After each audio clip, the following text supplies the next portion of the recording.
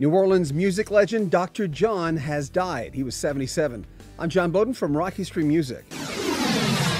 The family released the following statement today. Dr. John, who was born Mac Rebennack, died early Thursday, June 6th, of a heart attack. He was born in New Orleans, and his music covered much ground as he grew up. Jazz, R&B, rock and roll, blues, funk, and a lot more, mixed in with a little voodoo mystical spiritualism. It was his grandfather who would introduce the future piano player to music. But in those days, he really didn't have a lot of time for school. He says he got his education from watching people play, from going to the clubs, or in that case, sometimes sneaking into the clubs. He ended up getting kicked out of high school later on. He chose instead to hang out with Professor Longhair. Back then, he had switched from piano to guitar, but that soon would change. He recorded his first album in 1968, and to this day, it's on the top 500 of Rolling Stone's greatest albums of all time. We should mention that Dr. John's Gumbo from '72, which featured covers of New Orleans standards, also made the Rolling Stone top 500. The following year, he had the top 20 hit Right Place, Wrong Time. In all, he won 6 Grammys, was inducted into the Rock and Roll Hall of Fame by John Mayer in 2011, and had worked with so many great artists, including the band for their final concert, The Last Waltz. He collaborated with the Stones, Neil Diamond, James Taylor,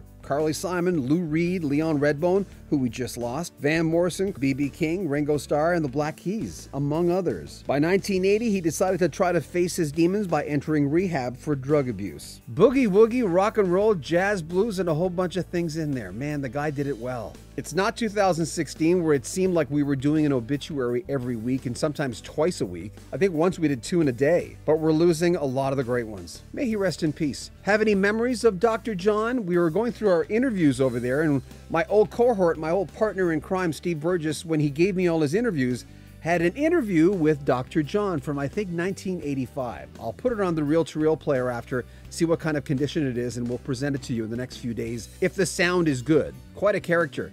Make sure you comment on our videos, subscribe to our channel, and share our videos. I'm John Bowden from Rock History Music.